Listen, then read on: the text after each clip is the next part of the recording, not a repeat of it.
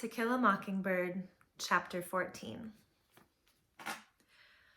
Although we heard no more about the Finch family from Aunt Alexandra, we heard plenty from the town. On Saturdays, armed with our nickels, when Jem permitted me to accompany him, he was now positively allergic to my presence when in public, we would squirm our way through sweating sidewalk crowds and sometimes hear, "There's his chillin'," or "Yonder's some finches."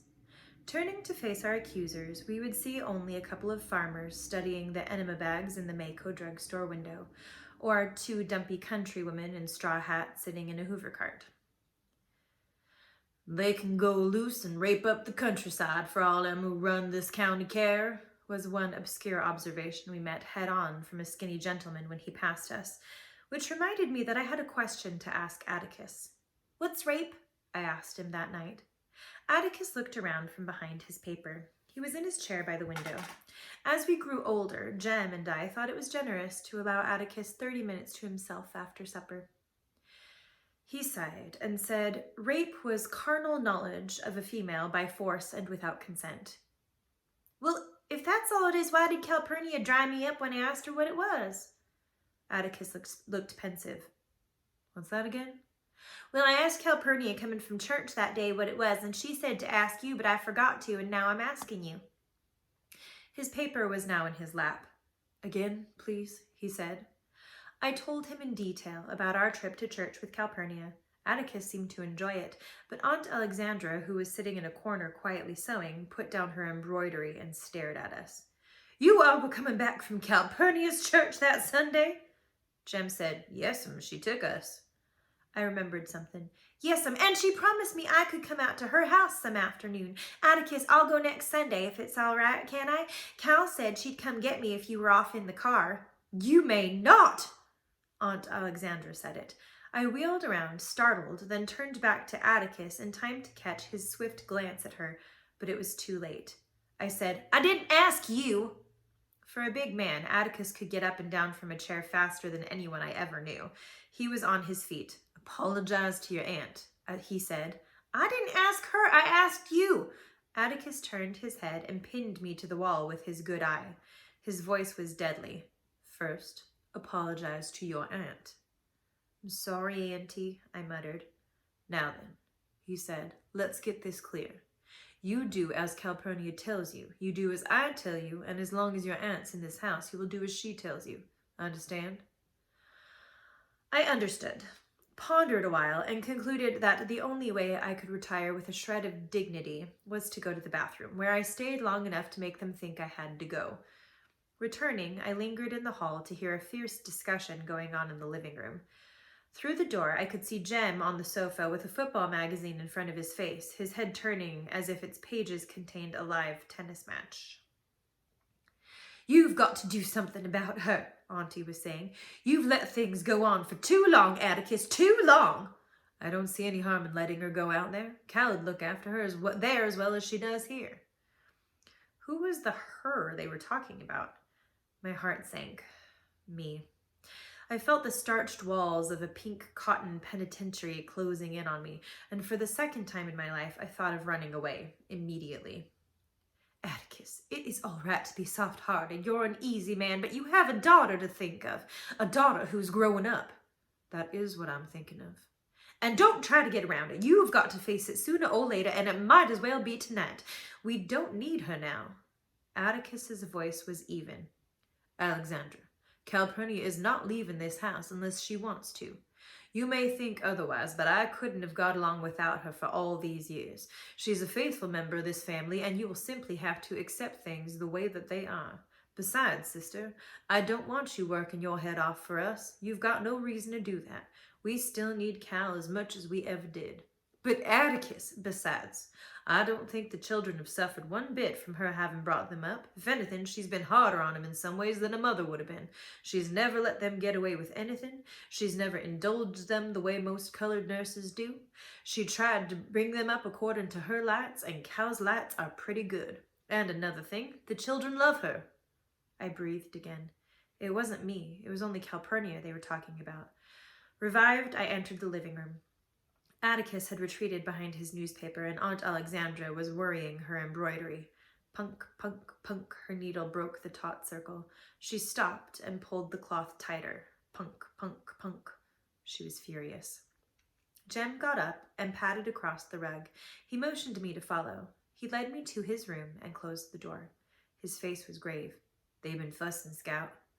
Jem and I fussed a great deal these days, but I had never heard of or seen anyone quarrel with Atticus. It was not a comfortable sight. "Scout, try not to antagonize Auntie, hear?" Atticus's remarks were still rankling, which made me miss the request in Jem's question.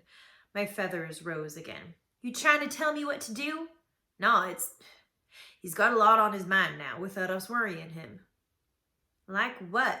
Atticus didn't appear to have anything especially on his mind. "It's this Tom Robinson case that's worrying him to death." I said Atticus didn't worry about anything. Besides, the case never bothered us except about once a week, and then it didn't last. "That's because you can't hold something in your mind but a little while," said Jem. "It's different with grown folks. His maddening superiority was unbearable these days. He didn't want to do anything but read and go off by himself.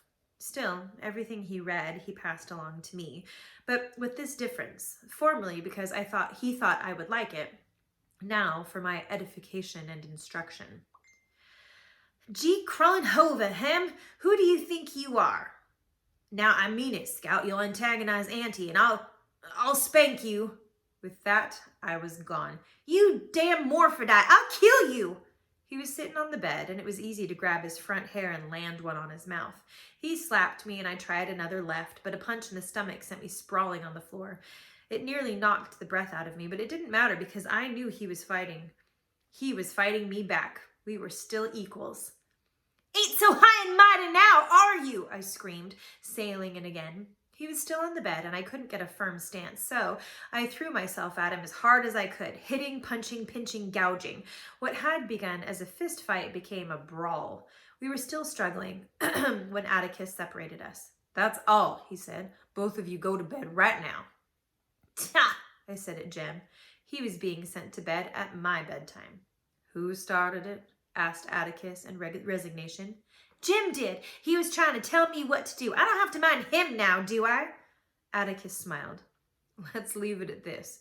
You mind Jem whenever he can make you. Fair enough?" Aunt Alexandra was present but silent, and when she went down the hall with Atticus, we heard her say, "Just one of the things I've been telling you about," a phrase that united us again. Ours were adjoining rooms. As I shut the door between them, Jem said, "Night, Scout." "Night," I murmured, picking my way across the room to turn on the light. As I passed the bed, I stepped on something warm, resilient, and rather smooth. It was not quite like hard rubber, but I had the sensation that it was alive. I also heard it move. I switched on the light and looked at the floor by the bed. Whatever I had stepped on was gone. I tapped on Jem's door. "What?" he said. "How does a snake feel?" "Sort of rough, cold, dusty. Why?" "I think there's one under my bed. Can you come look?" "Are you being funny?" Jem opened the door. He was in his pajama bottoms. I noticed, not without satisfaction, that the mark of my knuckles was still on his mouth. When he saw I meant what I said, he said, "If you think I'm going to put my face down to a snake, you've got another think coming. Hold on a minute." He went to the kitchen and fetched the broom. "You better get up on the bed," he said. "You reckon it really is one?" I asked. This was an occasion. Our houses had no cellars. They were built on stone blocks a few feet above the ground, and the entry of reptiles was not unknown, but was not commonplace. Miss Rachel Haverford's excuse for a glass of neat whiskey every morning was that she never got over the fright of finding a rattler coiled in her bedroom closet on her washing when she went to hang up her negligee. Jem made a tentative swipe under the bed. I looked over the foot to see if a snake would come out. None did. Jem made a deeper swipe. "Do snakes grunt?" "It ain't a snake," Jem said. "It's somebody." Suddenly, a filthy brown package shot from under the bed. Jem raised the broom and missed Dill's head by an inch when it appeared. "God almighty," Jem's voice was reverent. We watched Dill emerge by degrees. He was a tight fit. He stood up and eased his shoulders, turning his feet in their ankle sockets, rubbing the back of his neck. His circulation restored, he said, "Hey." Jem petitioned God again. I was speechless. "I'm about to perish," said Dill. "Got anything to eat?" In a dream, I went to the kitchen. I brought him back some milk and half a pan of cornbread left over from supper. Dill devoured it, chewing with his front teeth, as was his custom. I finally found my voice. How'd you get here? By an involved route.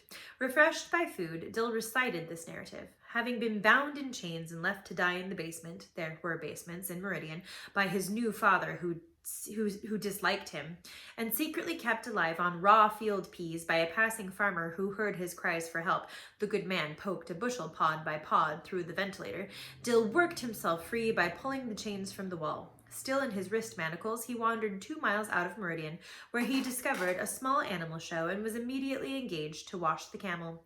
He traveled with the show all over Mississippi until his infallible sense of direction told him he was in Abbott County, Alabama, just across the river from Macomb.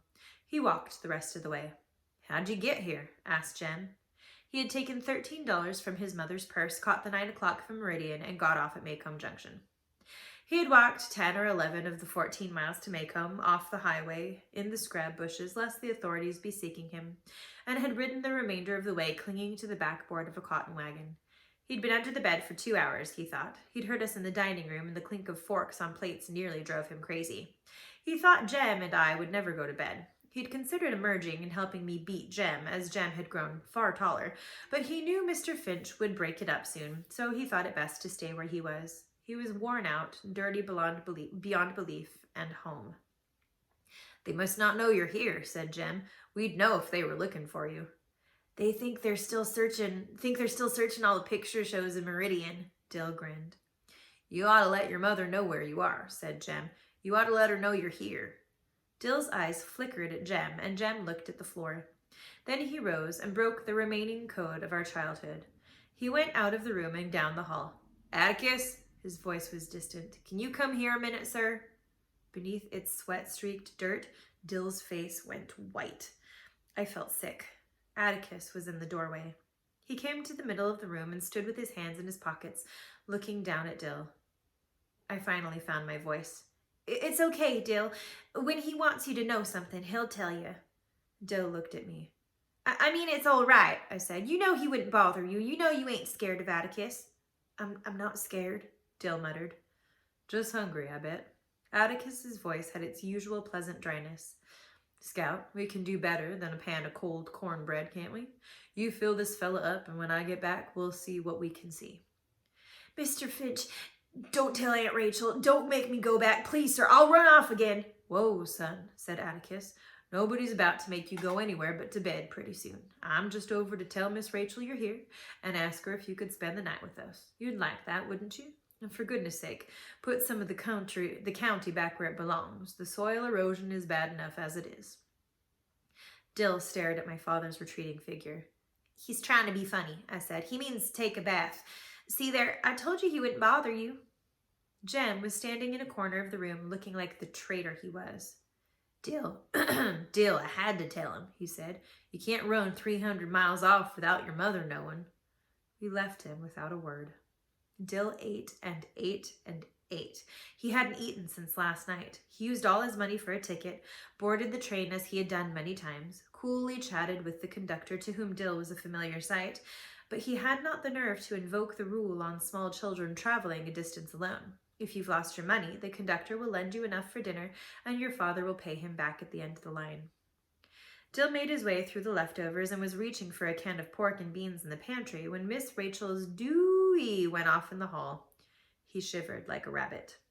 He bore with fortitude her "wait till I get you home, your folks are out of their minds worrying," was quite calm during that's all the Harrison you coming out, smiled at her "reckon you can stay one night," and returned the hug at long last bestowed upon him. Atticus pushed up his glasses and rubbed his face. Your father's tired, said Aunt Alexandra, her first words in hours it seemed. She had been there, but I suppose struck dumb most of the time. You children get to bed now. We left them in the dining room, Atticus still mopping his face. From rape to riot to runaways. We heard him chuckle. I wonder what the next 2 hours will bring. Since things appeared to have worked out pretty well, Dill and I decided to be civil to Jim. Besides, Dill had to sleep with him, so we might as well speak to him. I put on my pajamas, read for a while, and found myself suddenly unable to keep my eyes open. Dill and Jem were quiet. When I turned off my reading lamp, there was no strip of light under the door to Jem's room. I must have slept a long time, for when I was punched awake, the room was dim with the light of the setting moon. "Move over, Scout." "He thought he had to," I mumbled. "Don't stay mad with him." Dill got in bed beside me. "I ain't," he said. "I just wanted to sleep by you. Are you waked up?" By this time I was, but lazily so. "Why did you do it?" No answer.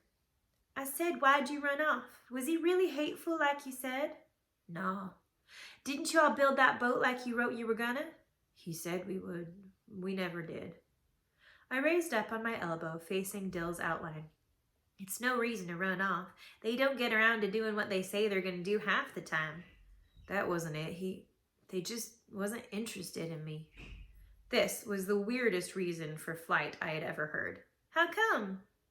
"Well, they stayed gone all the time, and when they were home even, they'd get off in a room by themselves." "What they doing there?" "Nothing, just sitting and reading, but they didn't want me with them." I pushed the pillow to the headboard and sat up. "You know something? I was fixing to run off tonight because they were all there. You don't want them around you all the time, Dill." Dill breathed his patient sigh. "Good night. Atticus is gone all day and sometimes half the night and off in the legislature and I don't know what. You don't want them around all the time, Dill. You couldn't do anything if they were." "That's not it." As Dill explained, I found myself wondering what life would be if Jem were different, even from what he was now. What I would do if Atticus did not feel the necessity of my presence, help, and advice. Why, he couldn't get along a day without me. Even Calpurnia couldn't get along unless I was there. They needed me. "Dill, you ain't telling me right. Your folks couldn't do without you. They must be just mean to you. Tell me what to do about that." Dill's voice went on steadily in the darkness.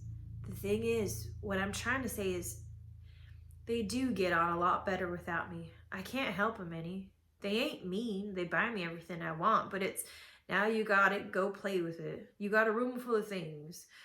I got you that book, so go read it." Dill tried to deepen his voice. "You're not a boy. Boys get out and play baseball with other boys. They don't hang around the house worrying their folks." Dill's voice became his own again. "They ain't mean. They kiss you and hug you. Good night and good morning and goodbye, and they tell you they love you. Scout, let's get us a baby." "Where?" There was a man Dill had heard of who had a boat that he rowed across to a foggy island where all of these babies were. You could order one." "That's a lie. Auntie said God drops them down the chimney. At least, that's what I think she said." For once, Auntie's diction had not been too clear. "Well, that ain't so. You get babies from each other. But there's this man, too. He has all these babies just waiting to wake up. He breathes life into them." Dill was off again. Beautiful things floated around in his dreamy head. He could read 2 books to my 1, but he preferred the magic of his own inventions. He could add and subtract faster than lightning. But he preferred his own twilight world, a world where babies slept, waiting to be gathered like morning lilies. He was slowly talking himself to sleep and taking me with him, but in the quietness of his foggy island there rose the faded image of a gray house with sad brown doors. "Dill?" "Why do you reckon Boo Radley's never run off?" Dill sighed a long sigh and turned away from me. "Maybe he doesn't have anywhere to run off to."